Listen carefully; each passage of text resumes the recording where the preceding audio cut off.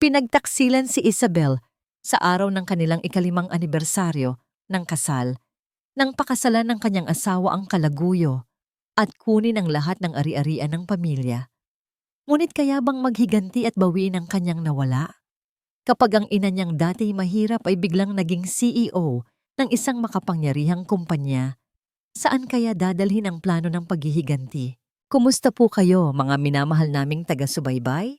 Sana ay nasa mabuti kayong kalagayan saan man kayo naroroon sa mundo.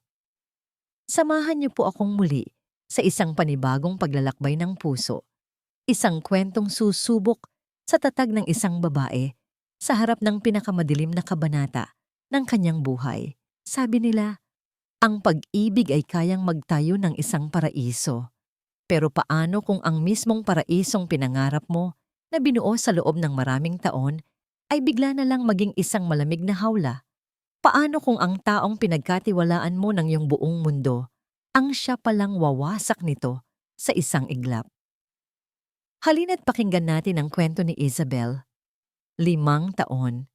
5 taon ng pagmamahal, pag-aalaga, at pagbuo ng mga pangarap.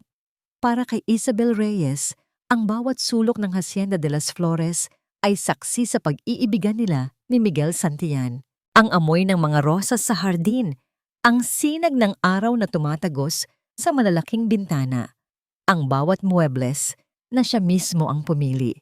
Lahat ay simbolo ng kanilang perpektong pagsasama. Ngayong gabi, sa kanilang ikalimang anibersaryo, mas espesyal ang lahat. Nagluto si Belle ng paboritong pagkain ni Miguel, isang mamahaling steak na tamang-tama ang pagkaluto, na tinernuhan ng pinakamahal na alak mula sa kanilang koleksyon. Ang dalawang kandila sa gitna ng mesa ay sumasayaw, nagbibigay ng mainit na liwanag sa buong silid kainan.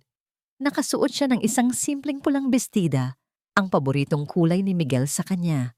Hinihintay na lang niya ang pagdating ng kanyang asawa mula sa opisina. Bawat tunog ng segundero ng orasan ay parang isang matamis na musika sa kanyang pandinig. Napangiti si Belle. Wala na siyang mahihiling pa. Nasa kanya na ang lahat. Isang mapagmahal na asawa, isang magandang tahanan na regalo pa ng kanyang ina, at isang kinabukasang puno ng pag-asa.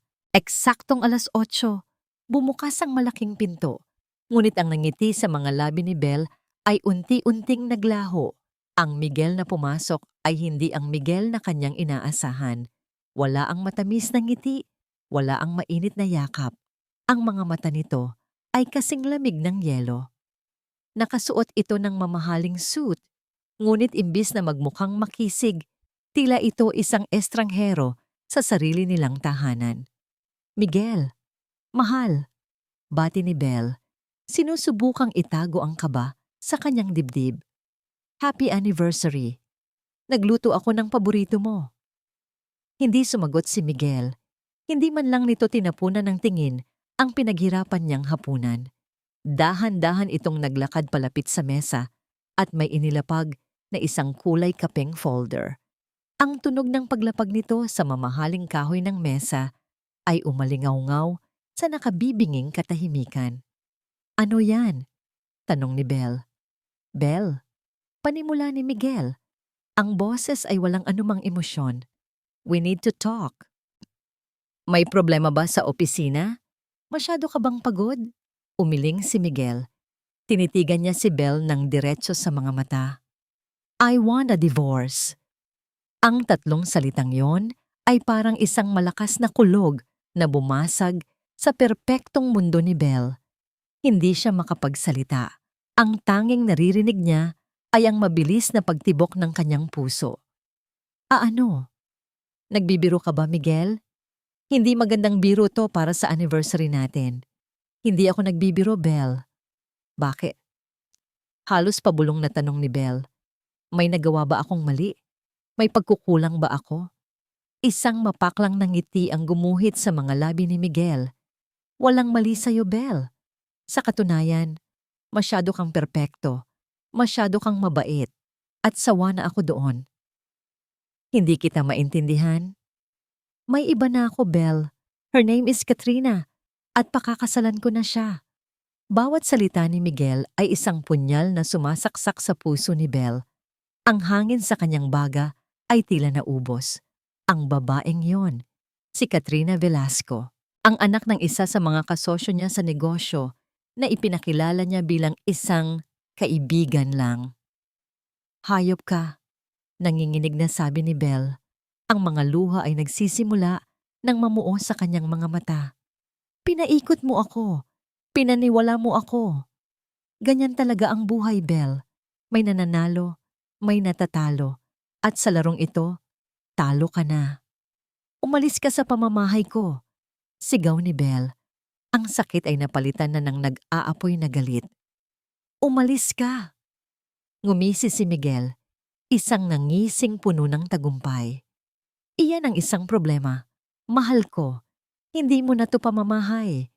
Kinuha niya ang folder at inilatag ang mga dokumento sa harap ni Belle. Natatandaan mo yung mga papeles na pinirmahan mo noong nakaraang buwan?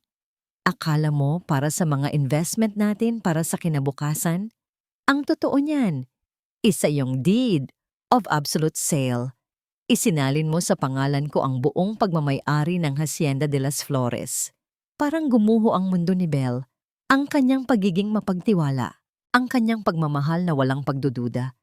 Iyon pala ang ginamit na sandata ni Miguel laban sa kanya.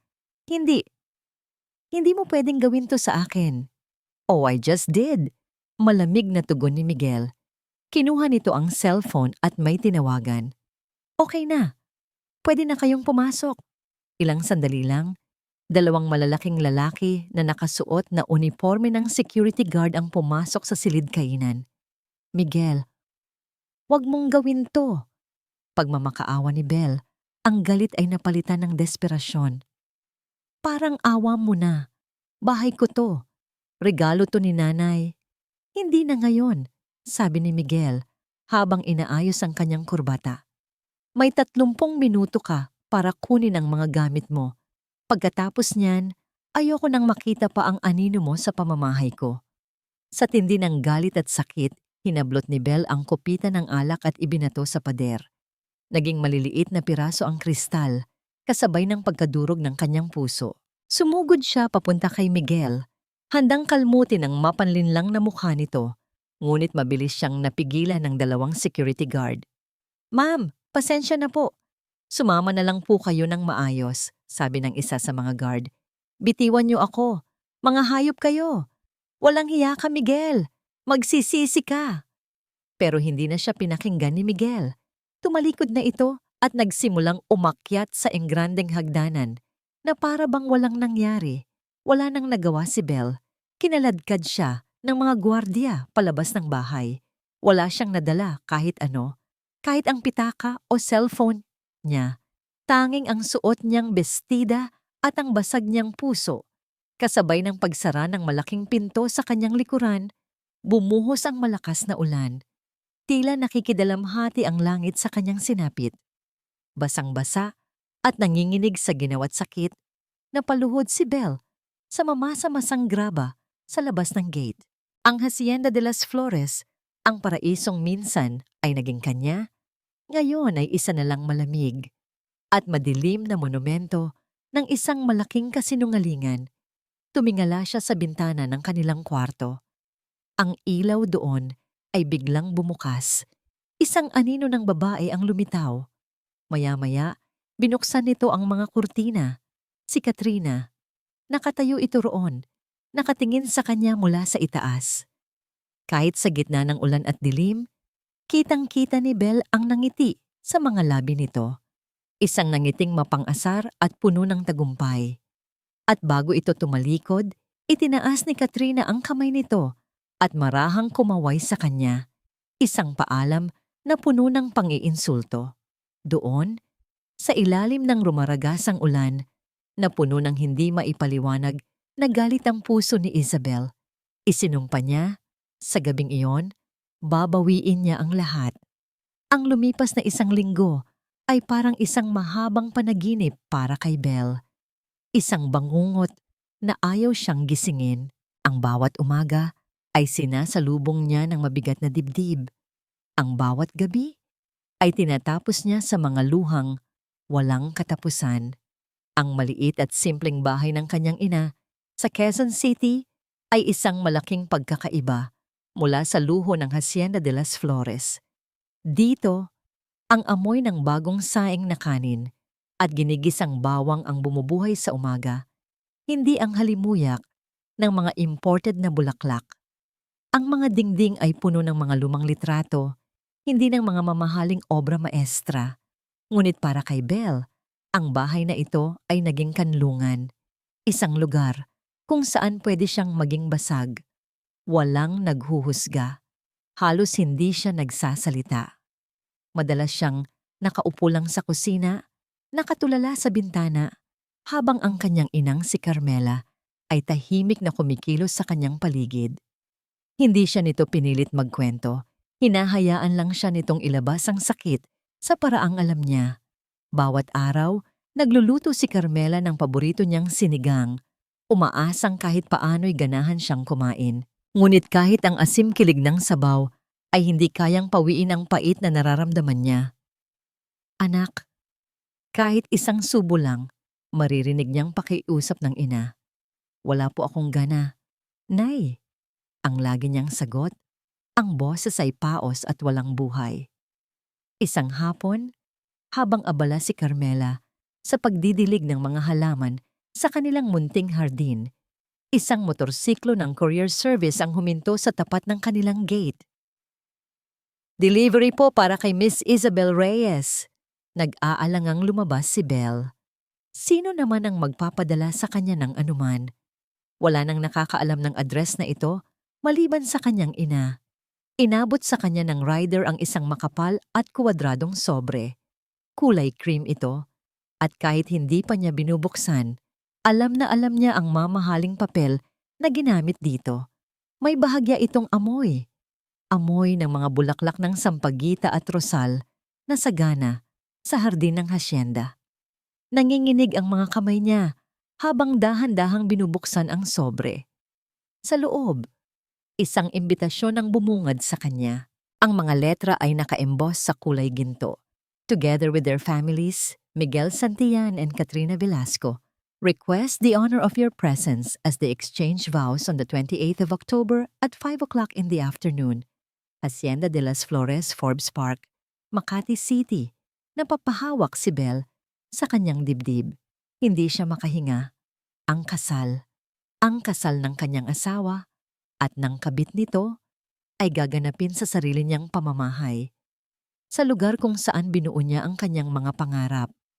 Ang bawat salita ay parang asidong tumutunaw sa kanyang pagkatao. Ito na ang sukdulan ng pangiinsulto. Biglang tumunog ang telepono ng kanyang ina sa ibabaw ng mesa sa sala. Dahil tulala pa rin siya, si Carmela ang pumasok para sagutin ito. Hello? Ay, sandali lang iha. Para sa'yo yata. Sabi ni Carmela at iniabot kay Belle ang telepono. Sa sino daw po? Hindi nagpakilala. Lalaki. Nang may pag-aalinlangan, inilapit ni Belle ang telepono sa kanyang tainga. Hello? Kumusta ka na, mahal ko? Ang boses na yon. Ang malamig at mapanuyang boses ni Miguel, nanigas ang buong katawan ni Belle. Anong kailangan mo, demonyo ka? Nanggigigil niyang sagot. Narinig niya ang mahinang pagtawa ni Miguel sa kabilang linya. Nakuha mo na ba ang regalo ko? I made sure na personal mong matatanggap. Isang paalala lang na habang nagdurusa ka sa isang barong-barong dyan sa kung saang lupalop, ako naman ay magpapakasal na sa paraisong minsan ay naging sayo. Walang hiya ka. Walang hiya ka. Masasanay ka rin, Belle, sa buhay ng mga pulubi. By the way, huwag kang mag-alala. Pinalitan na namin ang lahat ng kurtina mo. Masyadong luma ang taste mo. Katrina wants everything in white and gold. Mas bagay daw sa kanya. Hayop ka. Magsama kayo ng kabit mo sa impyerno. Sa tamang panahon, Belle. Pero sa ngayon, dito muna kami sa langit na iniwan mo. Sige na, ibababa ko na. Baka malubat pa ako. Enjoy your miserable life. Toot, toot, toot. Binitiwan ni Belle ang telepono na para siyang napaso. Ang huling sinabi ni Miguel ay umalingaw-ngaw sa kanyang isipan paulit-ulit. Ang lahat ng sakit, galit at pagkadurog na inipon niya sa loob ng 1 linggo ay sumabog na parang bulkan. Ah! Aw!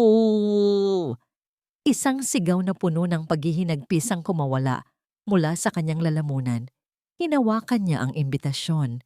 Ang magandang papel na yon ay naging simbolo ng lahat ng kanyang kabiguan. Pinunit niya ito, ngunit hindi sapat. Kinuha niya ang gunting sa ibabaw ng mesa at sinimulang gupitin ito ng pira-piraso. Gusto niya itong maging abo. Gusto niyang mawala ito sa mundo, kasama ng lahat ng alaala ni Miguel. Nanginginig siya sa galit. Ang mga luha ay bumabahana sa kanyang mga pisngi. Itinaas niya ang kanyang kamay, hawak ang mga piraso ng imbitasyon, handa nang itapon sa basurahan. Ngunit bago pa man niya magawa iyon, isang kamay ang pumigil sa kanya. Isang kamay na malambot, ngunit may diin. "Huwag, anak." Napatingin si Belle sa kanyang ina. Si Carmela. Nakatayo ito sa kanyang tabi, ang mukha ay kalmado, ngunit ang mga mata ay may kakaibang kislap. Isang kislap na ngayon lang niya nakita. Kinuha ni Carmela ang mga piraso ng imbitasyon mula sa nanginginig niyang kamay. "Huwag mong itapon," mahinahong sabi ni Carmela. "Pero Nay, nilalapastangan nila tayo. Ginawa nilang katatawanan ang buhay ko." Pinagmasdan ni Carmela ang mga piraso ng papel. Pagkatapos ay tumingin siya kay Belle at sa unang pagkakataon, isang maliit na ngiti ang sumilay sa kanyang mga labi. Hindi ito ngiti ng awa. Ito ay nangiti ng isang taong may binabalak. Ang pagsira sa isang imbitasyon ay paraan ng mga talunan. Ang hindi pagpunta sa isang kasal ay duwag. "Anak," sabi ni Carmela habang hinahaplos ang buhok ni Belle, "pupunta tayo sa kasal na yan at sisiguraduhin nating ito ang magiging kasal na hinding-hindi nila malilimutan habang nabubuhay sila." Sa mga mata ng kanyang anak, kitang-kita ni Carmela ang unti-unting pagkawasak. Si Belle, ang kanyang nag-iisang si Belle, ay parang isang magandang florera na nabasag. Ang bawat piraso ay sumisigaw sa sakit. Ngunit sa likod ng mga matang nag-aalala ng isang ina, mayroon pang ibang naglalaro sa isipan ni Carmela. Hindi ito awa, hindi ito galit. Ito ay isang kalkuladong katahimikan. Ilang araw bago ang kasal, habang si Belle ay abala sa pag-inom ng pait ng nakaraan, si Carmela naman ay abala sa pagtatanim para sa kinabukasan. Ang kanyang mga kilos ay simple at pang-araw-araw. Nagluluto, naglilinis, nagdidilig. Ngunit ang kanyang isipan ay nasa ibang lugar. Isang gabi, hindi makatulog si Belle. Lumabas siya ng kanyang kwarto para uminom ng tubig at naabutan niya ang kanyang ina sa sala. Nakaupo sa dilim, tanging ang liwanag mula sa buwan ang tumatanglaw sa kanya. "Nay, bakit gising pa po kayo?" Lumingon si Carmela. Ang kanyang mukha ay hindi nababasa. "Iniisip ko lang kung gaano kabilis magbago ang panahon, anak." Umupo si Belle sa tabi niya. "Nay, paano niyo po nagagawang maging ganito kakalmado? Ako po, parang sasabog na ang dibdib ko sa galit at sakit. Pero kayo, parang wala lang." Hinawakan ni Carmela ang kamay ng anak. Malamig ito at bahagyang nanginginig. Dahil ang apoy, anak, ay hindi sinusuog po ng isa pang apoy. Tinatapatan ito ng malamig na tubig. Sa ngayon, ikaw ang apoy. Hayaan mong ako muna ang maging tubig. Ang mga salitang yon ay hindi lubusang naintindihan ni Belle, ngunit nagbigay ito ng bahagyang kapanatagan sa kanyang nagwawalang puso. Kinabukasan, habang nagpapahinga si Belle sa kanyang silid, pumasok si Carmela sa maliit na hardin sa likod bahay kung saan walang makakarinig. Kinuha niya ang isang luma at simpleng cellphone mula sa kanyang bulsa, isang teleponong hindi pa nakikita ni Belle kailanman. May isang numero lang na nakasay dito. Dinayal niya ito. Isang beses lang itong nagring bago may sumagot. Hello? Ang boses ni Carmela ay nagbago. Nawala ang lambing ng isang ina. Napalitan ito ng isang boses na matatag, may awtoridad, at matalas. Ang kanyang Tagalog ay naging perpektong Ingles. Mr. Diaz, it's me. Simula niya. Is everything in position? May narinig siyang pagsang-ayon sa kabilang linya. Good. The assets from the Velasco Group, I want a full report on their vulnerabilities by tomorrow morning. I suspect their financial stability is a house of cards. Muli. Isang kumpirmasyon. Now, regarding the main event, pagpapatuloy ni Carmela habang ang kanyang mga mata ay nakatanaw sa bintana ng kwarto ni Belle. The catering swap must be seamless. I want our team in place 2 hours before the ceremony. The original 5-star chefs must be indisposed. Give them a generous, all-expense-paid vacation somewhere far away. Understood? Yes, ma'am. Narinig niya ang tugon. Excellent. The moment the bride walks down the aisle, that's your cue. I want the smell to start wafting from the kitchens by the time they say their I do's. Then, huminto si Carmela at isang malamig na kislap ang dumaan sa kanyang mga mata. You activate Plan Kalos. I repeat, activate Plan Kalos. No delays, no mistakes. Ibinaba niya ang tawag at mabilis na itinago ang telepono. Pagbalik niya sa loob ng bahay, siya na ulit si Carmela, ang simpleng ina ni Belle, na may dalang isang basong tubig para sa kanyang anak. Walang sino man ang makakahalata na ang babaeng kalmado na naghahanda ng merienda ay ang siya ring babaeng nagpapatakbo ng isang operasyong maihahalin tulad sa isang digmaan. Dumating ang araw ng kasal, araw ng paghuhukom. Nakatingin lang si Belle sa kanyang refleksyon sa salamin. Isang babaeng maputla, may namumugtong mga mata at basag na kaluluwa. Ayoko na pong tumuloy, Nay, sabi niya sa kanyang ina. Hindi ko po kaya. Hindi sumagot si Carmela. Sa halip, lumapit ito sa isang luma at halos nabubulok ng aparador sa sulok ng kwarto. Isang aparador na puno ng mga lumang damit at gamit. Binuksan niya ito at sa likod ng mga nakasampay na bestida, may kinuha siyang isang itim na garment bag. Ano po yan? Tanong ni Belle. Maingat itong inilatag ni Carmela sa ibabaw ng kama.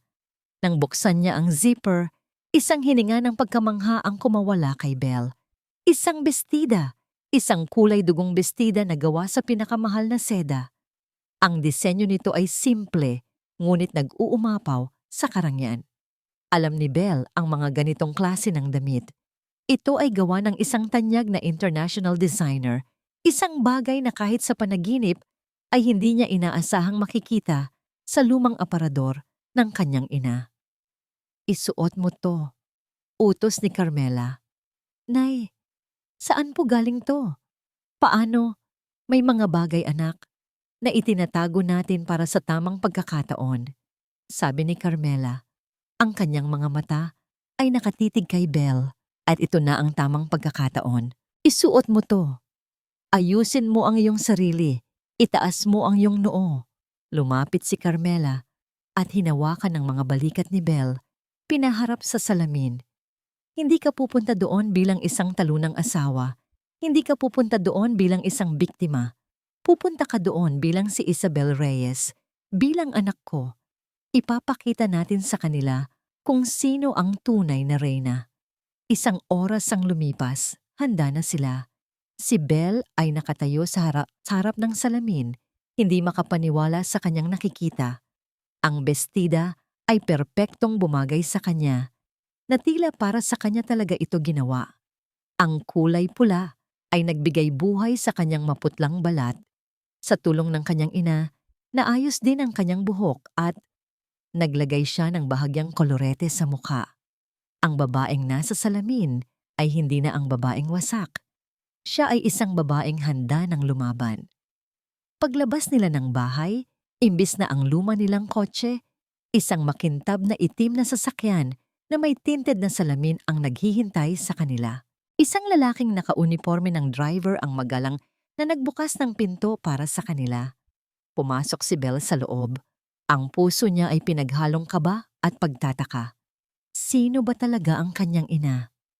Habang umaandar ang sasakyan, palayo sa kanilang simpleng bahay at papalapit sa impyernong nag-aabang sa Forbes Park, hindi napigilan ni Belle na magtanong, "Nay, sigurado po ba tayo dito? Natatakot po ako." Tumingin si Carmela sa labas ng bintana. Ang kanyang muka ay seryoso habang tinatanaw ang mga nagdaraang gusali. Hindi siya lumingon kay Belle nang siya'y sumagot. "Anak, sa mundong ito, may mga taong parang soro, tuso at mapanlamang. Akala nila, hawak na nila ang lahat ng manok sa kulungan." Huminto siya sandali at dahan-dahang lumingon kay Belle. Sa mga labi ni Carmela, muling sumilay ang mahiwagang nangiti. Isang nangiting nakakakilabot, ngunit puno ng pangako. Pero nakakalimutan nila, pagpapatuloy niya, na ang bawat tusong soro ay may inihahandang bitag ang mga ngaso. Sa suite ng Pangapanginoon ng Hacienda de las Flores, si Miguel Santillan ay nakatayo sa harap ng isang salamin na kasing laki ng pader. Ang kanyang suot ay isang tuxedo na ginawa pa sa Italia. Perpektong nakahabi sa kanyang katawan. Inayos niya ang kanyang itim na bowtie at isang ngiti ng lubos na kasiyahan ang gumuhit sa kanyang mga labi. Ito na siya. Ito na ang lalaking pinangarap niyang maging. Ang refleksyon niya sa salamin ay hindi na si Miguel na lumaki sa hirap, na amoy pawis at mantika. Ang nakikita niya ngayon ay si Don Miguel Santillan, ang asawa ng nag-iisang tagapagmana ng Velasco Group at ang nag-iisang may-ari ng napakagandang lupain na ito. Tagumpay, bulong niya sa sarili. Ang salitang yun ay kasing tamis ng pinakamahal na alak. Napakasarap sa pakiramdam. Ang bawat sulok ng mansyon na ito ay kanya na. Ang bawat mamahaling gamit, ang bawat piraso ng sining sa dingding, lahat ay pag-aari na niya. At si Belle? Si Belle ay isa na lamang masamang alaala, isang hagdanan na kanyang tinapakan para marating ang tuktok, isang hangal na babae na masyadong naniwala sa pag-ibig. Tapos ka na ba sa pakikipagtitigan sa sarili mo? Isang matinis na boses ang bumasag sa kanyang pagmumuni-muni. Pumasok si Katrina sa silid, nakasuot ng isang puting roba habang inaayusan ng kanyang buhok. Ang mukha niya ay maganda, ngunit ang kanyang mga mata ay kasing talim ng patalim. "I'm just admiring the view, my love." Nakangising sagot ni Miguel, lumapit para yakapin ito mula sa likod. Siguraduhin mo lang na sulit ang lahat ng to, Miguel," sabi ni Katrina, habang tinitingnan ang kanilang refleksyon. "Alam mo ba kung magkano ang ginastos ni Daddy para lang sa mga bulaklak na galing pa sa Holland? At yung champagne fountain, it costs a fortune." "Relax," bulong ni Miguel sa tainga nito. "This is our day, our victory. After today, lahat ng ito ay magiging barya na lang sa atin. Once masecure ko ang loan gamit ang titulo ng hacienda, palalaguin ko ang pera natin." Ang totoo, hindi lang pagpapalago ng pera ang dahilan. Kailangan niya ang loan para takpan ang isang malaking butas. Isang butas na siya mismo ang gumawa. Isang buwan na ang nakalipas, ginamit niya ang posisyon niya para maglabas ng malaking halaga mula sa kumpanya ng mga Velasco. Isang investment na akala niya'y sigurado. Ngunit ang investment ay pumalpak. Ngayon, ang mga auditor ng kumpanya ay nagsisimula ng magtanong. Kailangan niyang maibalik ang pera bago pa man may makatuklas sa kanyang ginawa. At ang titulong inagaw niya mula kay Belle, ang kanyang tanging pag-asa. Biglang nag-vibrate ang kanyang cellphone na nasa ibabaw ng mesa. Kinuha niya ito. Isang text message mula sa isang numerong hindi nakarehistro. Nasa gate 4 na ang team ni Mr. Robles. They're asking for the Q3 financial statements urgent. Si Mr. Robles, ang pinuno ng audit team. Nanlamig ang mga kamay ni Miguel. Kumabog ang kanyang dibdib. Masyadong maaga. Akala niya ay may 1 linggo pa siya. "Sino yan?" tanong ni Katrina. Napansin ang bahagyang pagbabago sa kanyang mukha. "Wala. Wrong number lang." Mabilis na sagot ni Miguel habang dinedelete ang mensahe. Ibinulsa niya ang telepono at muling ngumiti. "Let's go, my queen. Our kingdom awaits." Itinago niya ang kanyang kaba sa likod ng isang maskara ng kumpiyansa. Kailangan niyang maging kalmado. Kailangang matuloy ang kasal na ito. Pagkatapos ng seremonya, kapag asawa na niya si Katrina, magkakaroon siya ng karagdagang proteksyon. Walang ama ang hahayaang makulong ang asawa ng kanyang nag-iisang anak. Pagbaba nila sa Grand Hall, sinalubong sila ng palakpakan at pagbati. Ang lahat ng mayayaman at makapangyarihan sa Maynila ay naroroon. Mga politiko, mga negosyante, mga celebrity. Bawat isa ay nakikipagkamay sa kanya, bumabati sa kanyang tagumpay, para siyang isang hari na ipinagdiriwang ang kanyang koronasyon. "Congratulations, Miguel, you've finally arrived," sabi ng isang senador. "Ang swerte mo kay Katrina at sa Hacienda de las Flores," sabi naman ng isang mayamang negosyante. Ngumingiti lang si Miguel, tinatanggap ang lahat ng papuri. Sa gilid ng kanyang mga mata, hinahanap niya ang inaasahan niyang panauhin. Nasaan na kaya si Belle? Umaasa siyang darating ito, na makikita niya itong nakasuot ng luma at kupas na damit. Ang mga mata ay namumugto sa kaiiyak. Iyon ang magiging huling pako sa kabaong ng kanyang tagumpay. Ang makita ang pagkadurog nito sa mismong araw ng kanyang kasal. Nagsimula na ang seremonya sa hardin. Ang bawat detalye ay perpekto. Ang mga puting bulaklak, ang mahinang tugtog ng violin, ang mga bisitang nakasuot ng kanilang pinakamamahaling damit. Si Katrina ay lumalakad sa aisle, maganda sa kanyang wedding gown na nagkakahalaga ng milyon-milyon. Ngunit habang papalapit ito, ang tanging nasa isip ni Miguel ay ang titulo ng lupa at ang loan na kailangan niya. Nang biglang, sa gitna ng pagpapalitan nila ng I do, isang sasakyan ang huminto sa harap ng bukas na gate ng hacienda. Isang itim at makintab na sasakyan na walang sino mang nakakakilala. Napatigil ang ilang mga bisita. Isang pinto sa likod ang bumukas. At mula doon, lumabas ang isang babae. Huminto ang paghinga ng lahat. Maging ang pari ay natigilan sa pagsasalita. Hindi ito ang Bella na inaasahan ni Miguel. Hindi ito ang babaeng wasak at talunan. Ang babaeng nakatayo roon ay nakasuot ng isang bestidang kulay dugo na yumayakap sa perpekto nitong kakatawan. Ang kanyang buhok ay nakaayos sa isang eleganteng paraan. Ang kanyang mukha ay mayroong nangiti, isang natungiting kalmado, ngunit may pahiwatig ng panganib. Sa kanyang tabi ay ang ina nitong si Carmela, nakasuot ng simpleng bestida, ngunit ang tindig ay parang isang general. Naglakad sila sa gitna ng aisle na parabang sila ang may-ari ng lugar. Ang bawat hakbang ni Belle ay puno ng kumpiyansa. Ang bawat mata ay nakatutok sa kanya. Ang ganda niya ay parang isang apoy na biglang nagliyab sa gitna ng kaputian ng kasal. Napatingin si Miguel. Ang maskara ng kanyang karangyaan ay unti-unting gumuho. Ang nangiti sa kanyang labi ay naglaho. Ang kulay ng kanyang mukha ay naging kasing putla ng bestida ni Katrina. Hindi ito maaari. Bakit siya ganito? Saan siya kumuha ng ganitong tapang? Bakit? Bakit para siyang isang reyna na handang bawi ng kanyang kaharian? Ang bawat hakbang ni Belle papasok sa hardin ay parang pagtapak sa mga nagbabagang uling.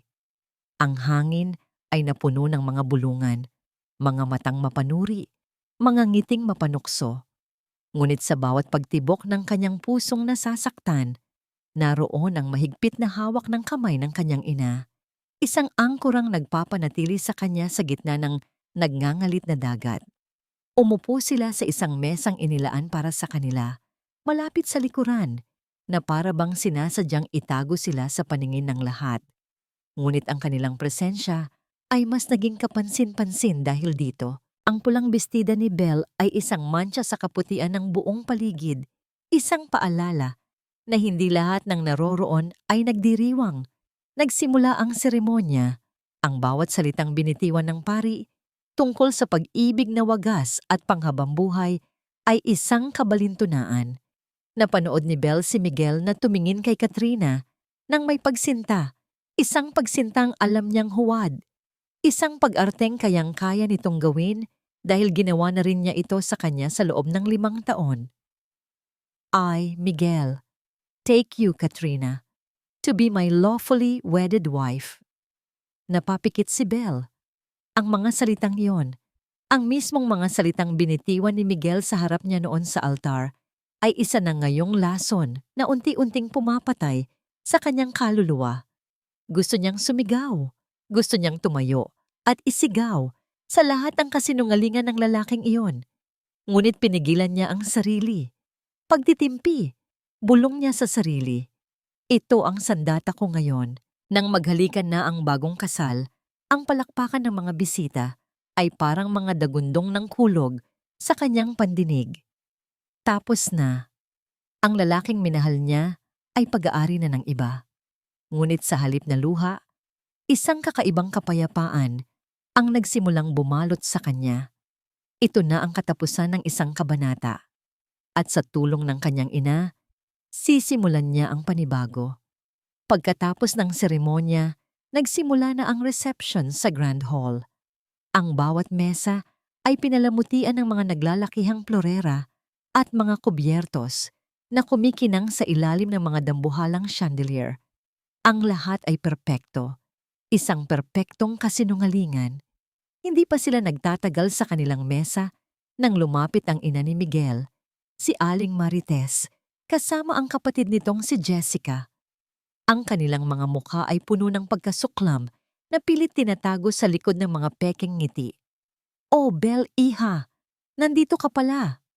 Sabi ni Aling Marites, ang boses ay tumataginting sa sarkasmo. "Akala ko'y hindi mo kakayaning pumunta. Mabuti naman at natanggap mo na ang iyong lugar sa buhay." Ngumiti lang si Belle, isang ngiting hindi umabot sa kanyang mga mata. "Of course, she's here!" Sabat naman ni Jessica habang tinitingnan si Belle mula ulo hanggang paa. Siguro namimiss na niya ang ganitong karangyaan. Mahirap na ang buhay kapag wala ka ng tagasalo, di ba? Ang mga salita nila ay maliliit na karayom na tumutusok sa kanyang balat. Hinigpitan ni Belle ang hawak sa kanyang baso ng tubig, ang mga daliri ay namumuti na. Ang hasyenda ay mas nababagay kay Katrina, pagpapatuloy ni Aling Marites. May class, mayaman. Hindi katulad ng iba dyan na ang tanging puhunan lang ay ang pagiging mabait. Sa puntong yon handa nang sumagot si Belle. Ngunit bago pa man siya makapagsalita, nagsalita si Carmela sa unang pagkakataon. Ang boses niya ay mahinahon, kalmado, ngunit may bigat na nagpatigil sa lahat. "Marites," sabi ni Carmela, habang diretsong nakatingin sa mga mata ng ina ni Miguel. "May kasabihan, ang aso tumatahol lang kapag hindi kilala ang kaharap. Mag-ingat ka. Baka sa sobrang pagtahol mo, makagat mo ang sarili mong dila." Natigilan si Aling Marites at Jessica. Hindi nila inaasahan ang ganitong sagot mula sa babaeng akala nila'y isang simpleng may bahay lang. Walang imik silang tumalikod at bumalik sa kanilang mesa. Sa gitna ng tensyon, may isang bagay na nagsimulang pumukaw sa atensyon ni Belle. Isang amoy. Isang amoy na hindi pamilyar sa isang 5-star na handaan. Hindi ito amoy ng inihaw na steak o ng truffle pasta o ng anumang mamahaling pagkain. Ito ay amoy, buwang, sibuyas, isang amoy na malinamnam, makaluma at pamilyar. Amoy ng isang lutong bahay na ulam. Nagsimulang magbulungan ang mga bisita sa ibang mesa. Ano yung naamoy ko? Parang hindi galing sa catering to. Amoy ulam na nabibili sa kanto. Maybe it's one of the staff's food? How unprofessional. Nakita ni Belle ang pagbabago sa mukha ni Miguel. Mula sa pagiging kampante, napalitan ito ng pagtataka at unti-unting naging pag-aalala. Lumapit ito sa wedding planner, may ibinulong, at ang planner ay nagmamadaling tumakbo papunta sa direksyon ng kusina. Ngunit ang amoy, ay lalo pang tumindi. Isang amoy na ngayon ay kilalang kilala na ni Belle. Iyon ang amoy ng paboritong ulam ni Miguel na madalas niyang ipinaluto noon. Isang ulam na nakita ni Belle si Miguel na palingalinga. Ang noo ay kunot na kunot. Ang mga international chefs na ipinagmamalaki niya ay wala kahit saan. Ang mga naghahandang waiter ay iba ang mga mukha sa mga nakita niya kanina. Hindi na nakatiis si Miguel. "Excuse me?" sabi niya kay Katrina at mabilis na naglakad papunta sa kusina. Sinundan siya ng tingin ni Belle. Kitang-kita niya mula sa kanilang pwesto ang pagbukas ng pinto ng kusina. Kahit isang saglit lang, nasilayan niya ang itsura ni Miguel bago muling sumarado ang pinto. Isang itsura ng lubos na pagkabigla at hindi paniniwala. Parang nakakita ito ng multo. Ilang minuto ang lumipas. Bumalik si Miguel sa kanyang upuan. Ang mukha ay namumutla. "There's a slight problem with the food." Pilit ang ngiting sabi niya sa mga bisita. "But don't worry, it's being handled." Ngunit huli na ang lahat. Bumukas ang mga pinto ng kusina at sabay-sabay na lumabas ang mga waiter. Dala-dala nila ang mga pagkain para sa hapunan. Ang lahat ay napatingin, nag-aabang sa inihandang piging. Ngunit ang dinala ng mga waiter ay hindi mga bandehado ng tomhum o inihaw na baka. Ang dala nila ay mga puting porselanang mangkok.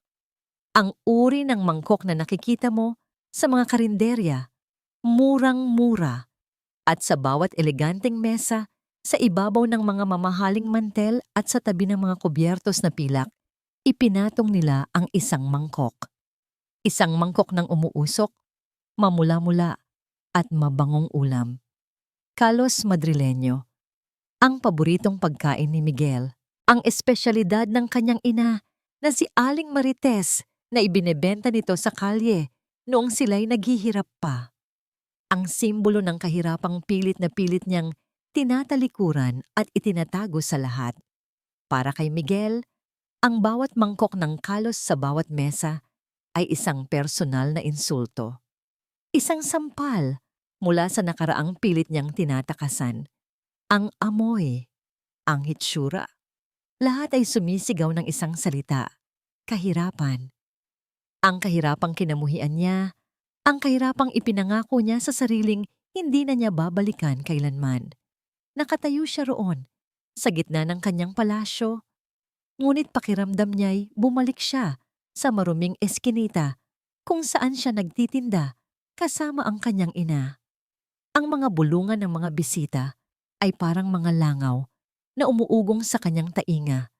Bawat isa'y isang sundot sa kanyang nagdudurugong ego. "Miguel, what is the meaning of this?" Ang malamig na boses ni Katrina ang unang bumasag sa kanyang pagkakatulala. Nakatayo ito sa kanyang tabi. Ang mukha ay hindi maipinta sa galit at kahihiyan. Ang kanyang perpektong puting wedding gown ay tila nabahira ng dumi ng ulam na nasa kanilang harapan. "This is trash. Bakit ito ang inihahain mo sa mga bisita ko? Sa mga bisita ni Daddy? Are you trying to humiliate me?" "Hindi, mahal ko, of course not." Nanginginig na sagot ni Miguel. Pilit na pinapakalma ang sarili. "Nagkaroon lang siguro ng problema sa catering. Isang pagkakamali. Aayusin ko to." "Anong pagkakamali? You call this a mistake?" Halos pasigaw na sabi ni Katrina. "Looks like you brought the slums here to Forbes Park. Fix this, Miguel. Fix this now, or I swear, this wedding is over." Iniwan siya ni Katrina at nagmarcha papunta sa mesa ng kanyang mga magulang, na kapwa nakatingin sa kanya nang may pagkasuklam. Naiwan si Miguel na mag-isa sa gitna, pinagtitinginan ng daan-daang pares ng mga matang mapanghusga. Galit, kahihiyan. Ang dalawang emosyon na yon ay nag-aapoy sa loob niya. Sino ang gumawa nito? Sinong demonyo ang naglakas loob na sirain ang pinakaimportanteng araw ng buhay niya? At pagkatapos, ang kanyang mga mata ay napadako sa isang mesa sa likuran. Nakita niya si Belle at sa tabi nito, si Carmela. Nakaupo lang sila roon, tahimik na nagmamasid. Si Belle ay may bakas ng sakit sa mukha, ngunit si Carmela, ang ina nito, ay may isang maliit na ngiti sa kanyang mga labi, isang ngiti ng tagumpay. Sila ang may kagagawan nito. Ngunit bago pa man siya makakilos, biglang namatay ang malambing na tugtog ng string quartet. Lahat ay napatingin sa 5 malalaking LED screen na nakapalibot sa hall. Ang mga screen na dapat sana'y magpapakita ng kanilang mga larawan at pre-nuptial video ay biglang nag-itim. Pagkatapos, isang imahe ang lumitaw, isang lumang litrato, kupas at itim at puti, isang batang lalaki, payat, marungis, nakayapak, na nagtutulak ng isang maliit na kariton ng pagkain. Sa tabi niya, isang babaeng pagod na pagod ang mukha, nagpapaypay sa mga uling. Nanlaki ang mga mata ni Miguel. Kilala niya ang batang yon. Kilala niya ang babaeng yon. Siya. At ang kanyang ina. Noong mga panahong naglalako sila ng kalos para lang may makain. Sunod-sunod na lumitaw ang mga litrato. Siya na natutulog sa sahig. Siya na kumakain ng kaning baboy. Siya na umiiyak dahil tinutukso ng ibang mga bata na anak ng magkakaldero. Ang buong madilim niyang nakaraan na pilit niyang ibinaon sa limot ay ngayon, ipinapalabas na parang isang pelikula para sa lahat ng elite ng Maynila. Nagsimula ang malakas na bulungan. Diyos ko, siya ba yan? Look at him. Galing pala siya sa wala. Akala ko ba galing siya sa pamilya ng mga Santillan ng Batangas? Ang kahihiyan ay parang isang alon na lalamon sa kanya. Ngunit hindi pa doon natapos. Ang mga litrato ay napalitan ng mga dokumento, mga bank statement, mga spreadsheet, mga papeles na may logo ng Velasco Group. Ang mga numero ay naka-highlight sa pula na may mga palasong nagpapakita ng paglipat ng milyon-milyong piso mula sa account ng kumpanya papunta sa isang personal offshore account na nakapangalan sa kanya. Ang krimen niya, ang pagnanakaw niya, nakalantad sa lahat. Magnanakaw! Isang sigaw ang narinig niya mula sa mesa ng mga Velasco. Ang ama ni Katrina, si Don Ricardo, ay nakatayo na. Ang mukha ay namumula sa galit. Hindi na nakapag-isip si Miguel. Ang tanging nasa isip niya ay patigilin ito. Tumakbo siya papunta sa technical booth sa gilid ng hall. Itigil niyo yan! Patayin niyo yan! Sigaw niya sa mga technician, ngunit ang mga ito ay hindi man lang lumingon sa kanya. Para siyang hangin na dumaan lang. Sinubukan niyang abutin ang mga kontrol, ngunit 2 gwardiya ang biglang humarang sa kanya. Sir, bawal po dito. Bitiwan niyo ako. Ako ang nagbabayad sa inyo. Ako ang may-ari ng lugar na to. Pagpupumiglas niya, ngunit ang mga gwardiya ay matatag na parang bato. Wala siyang magawa. Wala siyang magawa, kundi panoorin ang pagguho ng kanyang mundo, ang pagkasira ng kanyang pangalan, ang pagkadurog ng kanyang mga pangarap. Nang sa wakas ay natapos ang presentasyon at muling bumukas ang mga ilaw, ang katahimikan sa loob ng Grand Hall ay nakabibingi. Ang lahat ng mga mata ay nasa kanya, puno ng pandidiri, pagkutya at paghuhusga. At sa gitna ng katahimikang iyon, isang figura ang nagsimulang maglakad mula sa dulo ng hall papunta sa gitna. Isang babaeng simple lang ang suot. Ang buhok ay may mga puti na. Ang mga kamay ay magaspang sa trabaho. Ang kanyang mukha ay puno ng sakit at pagkadismaya. Si Aling Marites, ang tunay niyang ina. Naghiwalay ang mga bisita para bigyan siya ng daan. Naglakad siya papalapit kay Miguel. Ang bawat hakbang ay mabigat. Huminto siya sa mismong harapan ng kanyang anak, na ngayon ay nakatayo na parang isang estatwang gawa sa asin. Tinitigan niya ito sa mata. Ang anak na ipinagmalaki niya. Ang anak na inalagaan niya. Ang anak na tiniis niyang magbenta ng kalos para lang mapagtapos ng pag-aaral. Walang salitang namutawi sa kanyang bibig. Itinaas niya ang kanyang kamay. Pak! Isang malutong at malakas na sampal ang dumapo sa pisngi ni Miguel Santillan. Ang tunog niyon ay umalingaw-ngaw sa buong kabahayan, mas malakas pa kaysa sa anumang musika o palakpakan. Nanginig ang mga labi ni Aling Marites at sa wakas, nagsalita siya. Ang boses ay basag sa pagpipigil ng luha at galit. Nakalimutan mo na ba kung saan ka nanggaling, anak ko? Ang sampal na yon ay hindi lang gumising kay Miguel. Gumising ito sa lahat. Ang kahihiyan ni Miguel ay parang isang palabas na pinapanood ng lahat. At si Belle, sa unang pagkakataon, ay nakaramdam ng kakaibang damdamin. Hindi ito purong saya, hindi rin awa. Ito ay isang mapait na pagpapatunay. Isang katotohanang kahit na anong takip ang gawin mo sa iyong pagkatao, lalabas at lalabas pa rin ang iyong tunay na anyo. Si Miguel ay nakatayo pa rin doon, hawak ang namumula niyang pisngi, nakatingin sa sariling ina na para bang ito'y isang multo. Ang buong pamilya Santillan ay tulala, hindi makapaniwala sa nangyayari. Ang kanilang pinakatatagong sekreto ay bistado na. Si Katrina at ang kanyang pamilya ay parang mga leon na handa ng sumila. Si Don Ricardo Velasco ay naglalakad na papalapit. Ang mga gwardya nito ay nakasunod sa likod. Handa nang arestuhin si Miguel. Ang perpektong kasal ay naging isang sirko. Isang magulong eksena ng pagtataksil at kahihiyan. Para kay Belle, sapat na sana yon. Ang makita si Miguel na mapahiya sa harap ng lahat ay sapat ng kabayaran. Ngunit habang pinagmamasdan niya ang kanyang ina, si Carmela, alam niyang hindi pa tapos ang lahat. Mayroon pang isang huling akto. Habang ang lahat ay nakatuon sa nagwawalang si Don Ricardo at sa nagmamakaawang si Miguel, isang boses ang pumailan lang sa buong hall. Isang boses na kalmado, ngunit may bigat at kapangyarihang nagpatigil sa lahat, maging sa nag-aalborotong ama ni Katrina. Sandali, ang boses na iyon ay galing kay Carmela de Leon. Dahan-dahan siyang tumayo mula sa kanilang mesa. Ang lahat ng mata na kanina'y nasa kay Miguel ay ngayon napunta sa kanya. Sa simpleng babaeng ito na tila hindi nababagay sa karangyaan ng lugar. Walang nakakakilala sa kanya. Isa lang siyang hamak na ina ng naagrabyadong dating asawa. Ngunit ang kanyang pagtayo ay may bigat. Ang kanyang paglakad papalapit sa entablado ay may layunin. Para siyang isang reyna na naglalakad sa kanyang korte at ang lahat ay naghihintay sa kanyang sasabihin.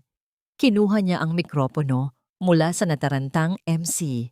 Ang kanyang mga kamay ay hindi nanginginig. Ang kanyang mga mata ay matatag. Hinarap niya ang lahat. Ang mga makapangyarihang tao na kanina lang ay hinahamak ang kanyang anak. Magandang gabi sa inyong lahat. Panimula niya, ang kanyang boses ay malinaw at malakas. Umaalingaw-ngaw sa bawat sulok ng hall. Ako po si Carmela de Leon. Para sa mga hindi nakakakilala sa akin, ako ang ina ni Isabel Reyes, ang tunay at legal na asawa ni Miguel Santillan hanggang sa ilang linggo pa lang ang nakalilipas. Nagsimula na namang magbulungan ang mga tao. Napatingin si Katrina kay Miguel, ang mga mata ay nag-aapoy. Hindi pa kayo annulled. Sinungaling ka. Hindi ito pinansin ni Carmela. Nagpatuloy siya. Marami sa inyo ngayon ang nagtataka, marami ang naguguluhan, at marami ang nagagalit. Sabi niya, habang ang kanyang mga mata ay dumapo sa pamilya Velasco. Naiintindihan ko po kayo, lalo na po kayo, Don Ricardo. Sino ka para kausapin ako ng ganyan? Sigaw ni Don Ricardo. Ang lalaking yan ay nanakawan ng kumpanya ko. Ipapakulong ko siya. At dapat lang po, mahinahong sagot ni Carmela. Dapat lang na pagbayaran niya ang kanyang kasalanan. Ngunit bago po mangyari ang lahat ng iyan, meron lang po akong gustong linawin, lalo na sa'yo, Katrina. Sabi niya, habang ibinaling ang tingin sa babaeng nakaputing bestida. Pinakasalan mo si Miguel dahil sa lugar na ito, hindi ba? Dahil akala mo, sa kanya na ang Hacienda de las Flores. Dahil akala mo, nakakuha ka ng isang mayamang asawa na magpapalago pa sa yaman ng pamilya mo. At ano naman sa'yo? Mataray na sagot ni Katrina. Totoong sa kanya to. May papeles siya. Oo nga, sabi ni Carmela. May papeles siya. Ngunit ang papel, kung minsan, ay nagsisinungaling din. Lalo na kung hindi mo binabasa ang lahat ng nakasulat. What are you talking about? Sabat ni Don Ricardo. Ngumiti si Carmela. Don Ricardo, pamilyar po ba kayo sa isang kumpanya na nagngangalang Panlasa, Imperial Foods Corporation? Ang pangalang yon ay nagdulot ng reaksyon. Nakita ni Belle ang pagkunot ng noo ni Don Ricardo at ng iba pang mga negosyante sa hall. Ang Panlasa Imperial, ang pinakamalaki, pinakapribado, at pinakamisteryosong food conglomerate sa buong Asya. Sila ang nagsusupply sa halos lahat ng malalaking restaurant, hotel, at maging sa gobyerno. Ang may-ari nito ay hindi kilala. Isang alamat sa mundo ng negosyo. Of course, I know them. May pag-aalangang sagot ni Don Ricardo. Sila ang pinakamalaking supplier namin. At sila rin. Ang pinakamalaki naming pinagkakautangan. What about them? Ang nangiti sa labi ni Carmela ay lumawak.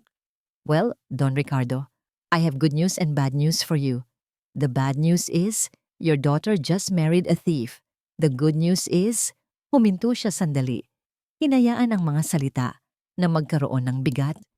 You are now face to face with your biggest creditor. Itinaas niya ang kanyang ulo at sa isang iglap nawala ang imahe ng isang simpleng ina. Ang kanyang tindig ay naging marangal. Ang kanyang mga mata ay nagningning sa kapangyarihan. Ako, deklara niya sa harap ng lahat, si Carmela Mela de Leon, ang nag-iisang tagapagtatag at ang kasalukuyang chairwoman ng Panlasa Imperial Foods Corporation.